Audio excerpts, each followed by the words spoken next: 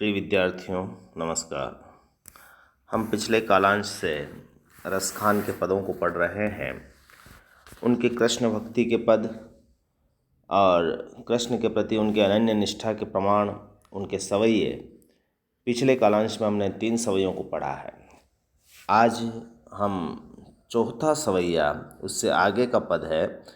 उस पद में ऐसे कई घटनाओं का वो उल्लेख कर रहे हैं, ऐसी अंतर्कथाओं का उल्लेख कर रहे हैं जिससे यह प्रमाणित होता है कि श्री कृष्ण ने चाहे कोई कितना भी पतित क्यों न रहा हो, उसका उन्होंने उद्धार किया है।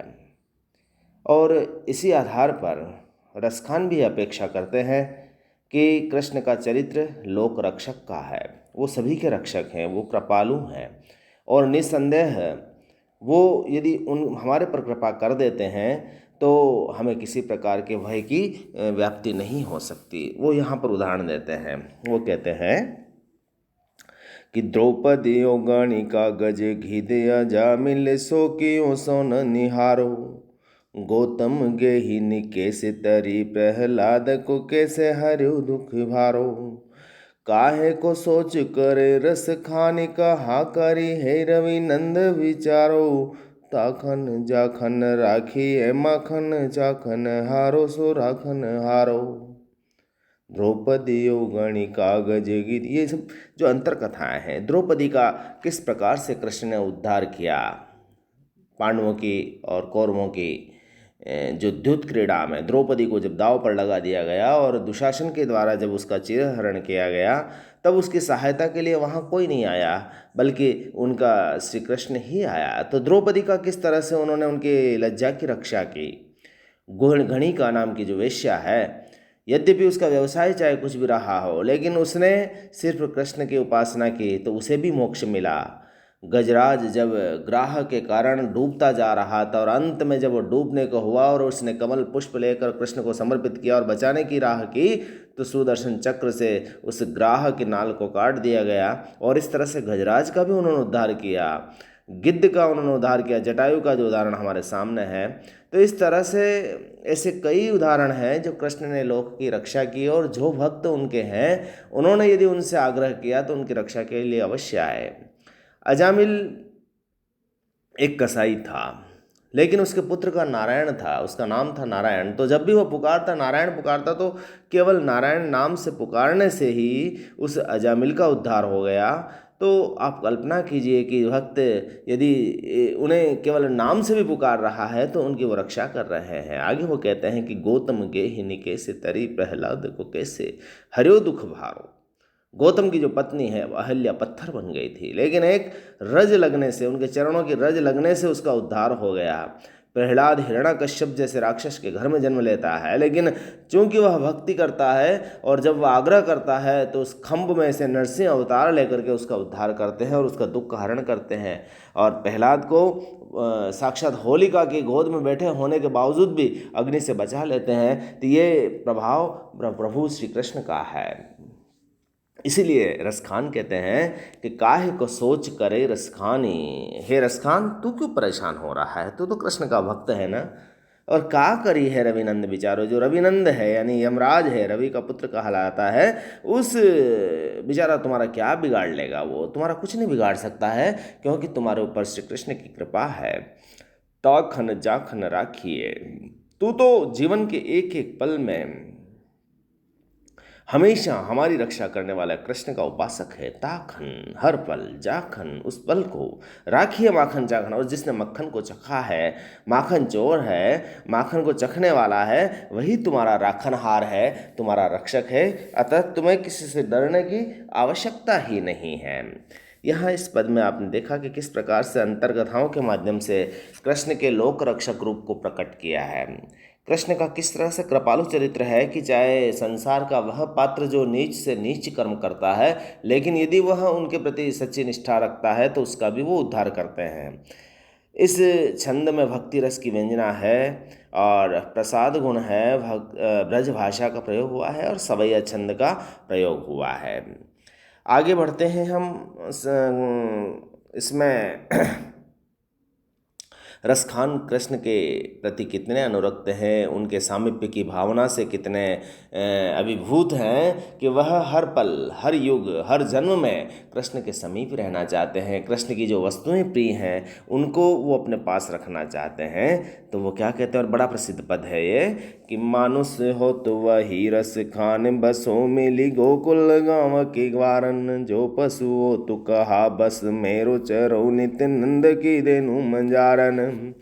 पाहन हो तो वही गिरी को जो धर्यो कर छत्र पुरंदर कारण, जो खग हो तो बसेरो करो मिली कालिंदी कुल कदम्ब की डारन। रसखान यहाँ कृष्ण के समीप रहना चाहते हैं। कृष्ण की जो वस्तुएं प्रिय है वह उन्हीं के पास रहना चाहता है ताकि कृष्ण का सानिध्य मिल सके। रसखान क्या कह रहे हैं कि यदि मुझे पुनर्जन्म मिले, अगले जन्म में यदि मुझे मनुष्य रूप मिले, मनुष्य रूप में ही मैं जन्म लूँ, तो मेरी इच्छा है कि हे रसखान कह रहा है कि बसो ब्रज गोकुल गांव के, मैं उस ब्रज अर्थात गोकुल के गांव का ग्वाला बनना चाहूँगा। क्योंकि गोकुल के गांव का ग्वाला बनने का आशय यह है कि कृष्ण का सानिध्य मिलेगा, उनके साथ गायों को चराने का सौभाग्य मिलेगा। क्योंकि इन्हीं गोकुल के चरागाहों में कृष्ण ने गायें चराई थी। तो मैं भी यही चाहूँगा कि मैं ग्वाला गोकुल का बनूं ताकि मुझे उनका साथ रहने का अवसर मिले। और यदि मैं मनुष्य न बन पाया और जो पशु हो तो कहा बस मेरो चरो नित्यानंद की धेनु मंजारन, यदि भगवान यदि मुझे पशु रूप में जन्म दें तो जिसमें मेरा कोई वश नहीं है, लेकिन क्योंकि यदि मुझे पशु बनना भी पड़े तो गाय बनाए, और वो गाय भी कहाँ कि नंद बाबा की गायों के बीच में रहूं, ऐसा मुझे अवसर दे दो। धेनु मंजारन मतलब धेनुओं के बीच में, कौन सी नंद की धेनुओं के बीच में, मुझे वहाँ पर चरने का सौभाग्य मिले। क्योंकि जब नंद बाबा की गायों को चराने का अवसर कृष्ण को मिलेगा तो मुझे भी उनका सामीप्य सुख मिल जाएगा। फिर भी आगे वो कहते हैं कि मैं गाय भी नहीं बन पाया, मनुष्य भी नहीं पाया, और मुझे पत्थर बनना पड़ा कि पाहन हो तो वही गिरी को जो धर्यो कर छत्र पुरंदर कारण। यदि मुझे पत्थर भी बनना पड़े तो उस पत्थर, उस पर्वत का बनाना जहाँ पर, उस गोवर्धन गिरी पर्वत का बनाना जिसे इंद्र के प्रकोप के कारण पुरंदर के कारण यानी इंद्र के प्रकोप के कारण ब्रजवासियों की रक्षा के लिए अपनी उंगली पर कृष्ण ने जिस गोवर्धन गिरी को उठाया, उस गोवर्धन गिरी का पत्थर मुझे बनाना ताकि मुझे ये आभास हो सके कि मैं उस पर्वत का पत्थर हूँ जिसे कृष्ण ने अपने हाथों पर उठा रखा है। तो मुझे बड़ा सौभाग्य मिलेगा। और यदि मुझे पक्षी बनना पड़े, जो खग हो, यदि मुझे पक्षी बनना पड़े तो मेरे को बसेरा वहाँ देना जहाँ कालिंदी के कूल यानी यमुना के तट पर उन कदम्ब की डालियों में, उन कदम्ब की शाखाओं पर मुझे अपना बसेरा दे देना।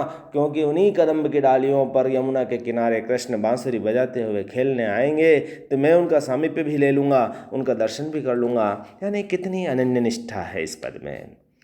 कृष्ण के सामीप्य का लाभ प्राप्त करने के लिए कवि कहाँ तक कल्पना कर सकता है, कितनी मोहक कल्पना कर सकता है, यहाँ यह देखना है। एक निष्ठ भाव, कृष्ण के प्रति समर्पण और उनके समीपता को प्राप्त करने की अभिलाषा बड़े सुंदर ढंग से व्यंजित हुई है। और यह पद लोक में भी बड़े मधुरता से गाया जाता है, बार बार चर्चित भी होता है। उसका कारण यही है कि उसके हृदय से निकली हुई अभिव्यक्ति है, जहाँ किसी प्रकार की कोई काल्पनिकता नहीं है, कहीं पर कोई आडंबर नहीं है, अनायास ही उसमें रस व्यंजित हुआ है, वो भक्ति रस है। प्रसाद गुण में यह पंक्तियां हैं ताकि आसानी से कोई भी पढ़ने वाला इसको समझ लेता है। ब्रज भाषा का लालित्यमय प्रयोग यहाँ हुआ है, अनुप्रास पूरे पद में है, सवैया छंद यहाँ पर है। इसी तरीके से अगला जो पद है हम उसे देखना चाहेंगे कि उस पद में भी कवि इसी प्रकार की कल्पना करता है, उसके प्रेम को प्राप्त करने के लिए अपना सब कुछ समर्पित करने को तैयार है। वो कहते हैं कि आलकुटे अरु कामरिया पर राजते हूँ पूर को तजिडारो, आठहूँ सिद्धि नवो निधि को सुख नंद की गाय चराय बिसारो, रस खान कवो इन आकिन ते ब्रज की वन बाग तड़ाग निहारो, कोटिक हो कल धोत के दाम करिल के कुंजन ऊपर वारो। घनिष्ठ प्रेम है रसखान को कृष्ण से, और वो कह रहे हैं कि मैं इस कृष्ण की सामीप्य के लिए, कृष्ण के प्रेम के लिए, कृष्ण की कृपा के लिए मैं क्या कर सकता हूँ? यह लकुटी, यानी उन जो कृष्ण जिस लकुटिया से गाय चराते थे और जिस कंबल को पहन करके वो चरागाहों में जाते थे गायों को चराने के लिए, यदि वो मुझे मिल जाए, कृष्ण की कोई भी वस्तु यानी लकुटी मुझे मिल जाए, चरागाह मुझे मिल जाए, चरागाह में चराने वाली कांवरिया मुझे मिल जाए, तो मैं उसके लिए तीनों पदों को, तीनों लोकों के राज्य को भी न्योछावर कर सकता हूँ। आगे वो कहते हैं कि आठहु सिद्धि नवो निधि को सुख, नंद की धेनु चराय बिसारों। और मुझे यदि आठों ही सिद्धियां मिल जाए, अणिमा महिमा गरिमा लगिमा, ये जितनी भी सिद्धियां हैं जिसके लिए लोग लालायित रहते हैं, यदि वह भी मिल जाए और 9 निधियां मिल जाए, उसका सुख मिल जाए, तो मैं नंद की गायों को चराते हुए उन्हें बिसार सकता हूँ, उन्हें भुला सकता हूँ। यदि एक तरफ मुझे नंद की गायें चराने का मौका मिल जाए और दूसरी तरफ मेरे सामने आठों ही सिद्धियाँ और 9 निधियाँ हों, मेरे लिए उनका कोई औचित्य नहीं है। रसखान कमो इन आँखिन सो ब्रज के वन बाग तड़ाग। और रसखान तो कहता है इन आँखों को तो एक ही लालसा है कि ब्रज के वन बाग और तड़ाग को निहारता रहूं, और इसके अलावा मुझे कोई अपेक्षा नहीं है। और उसके लिए मुझे कोटि कहूँ कलधोत, करोड़ों सोने के बने हुए स्वर्ण नगरियाँ, कलधोत के धाम यानी सोने से बनी हुई नगरियाँ भी यदि मुझे न्योछावर करनी पड़े, तो करील के कुंजन के ऊपर मैं न्योछावर कर सकता हूँ। यमुना के किनारे जो करील के कुंज हैं, जहाँ कृष्ण रहते हैं, उनका जो सानिध्य रहता है, उसके लिए मैं न्योछावर कर सकता हूँ। तो कृष्ण प्रेम के लिए, उस प्राप्ति के लिए किस तरह से समर्पित होकर के रसखान अपना सब कुछ न्योछावर करने के लिए व्याकुल है, इस पद में देखा जा सकता है। ब्रज भाषा का कितना सुंदर प्रयोग हुआ है। भक्ति रस स्वयमेव प्रकट हो रहा है, उसमें किसी प्रकार के आडंबर की अपेक्षा नहीं है। प्रसाद गुण अपने आप में आ ही गया है। सवैया छंद यहाँ पर बहुत बेहतरीन ढंग से प्रयुक्त हुआ है। इन तीनों ही पदों को जो आज मैंने पढ़ाया है, आप इनको देखें, इनकी व्याख्या करें, आपको समझ में आ जाएगा। और ये परीक्षा उपयोगी भी है और एक तरह से इस रसखान को समझने की दृष्टि से भी बहुत उपयोगी है। आज बस इतना ही। बहुत बहुत धन्यवाद।